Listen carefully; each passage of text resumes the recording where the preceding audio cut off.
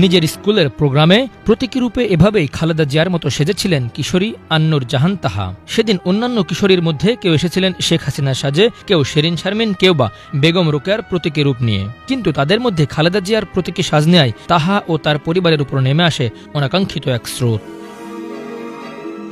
নড়াইলের লোহাগড়া উপজেলা প্রশাসনের আয়োজনে 2023 সালের 26 মার্চ মহান স্বাধীনতা দিবস উপলক্ষে লক্ষ্মীপাশা দি লিটল সেন্ট ইন্টারন্যাশনাল স্কুলের শিক্ষার্থী আন্নুর জাহান তাহা খালেদা জিয়ার প্রতীকী সাজ নেয়ার ঘটনায় ওই স্কুলের প্রধান শিক্ষককে শোকজ করা সহ শিক্ষার্থীর পিতাকে চাকরি থেকে সাময়িক বরখাস্ত করা হয়। এছাড়া হুমকির মুখে দীর্ঘদিন নিজের বাড়ি ছেড়ে অন্যত্র গিয়ে থাকতে হয়েছে এবং সামাজিকভাবে হেয় প্রতিপন্ন হতে হয়েছে তাকে।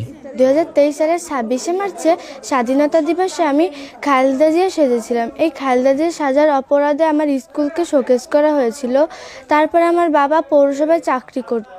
সেই অপরাধে আমার বাবাকে চাকরি থেকে সাময়িকভাবে বরখাস্ত করে দেওয়া হয়। খালেদা জিয়া সাজার পরে আমি ভালো করে এই বাসায় থাকতেও পারিনি। এই কারণে আমার স্কুলেও যাওয়া খুব কম পড়ছিল, কারণ আমি লেখাপড়াও ভালোভাবে করতে পারছিলাম না। এই কাজগুলো যারা করেছে তাদের বিচার চাই। আমি এখন চাই আমার মতো কোনো শিশুই যেন এরকম কোনো খারাপ অবস্থায় না থাকে। এই দেশে যেন সবাই স্বাধীনভাবে চলতে পারে, সবার মত প্রকাশ করতে পারে। সাবেক উপজেলা নির্বাহী কর্মকর্তা মোহাম্মদ আজগর আলী ওই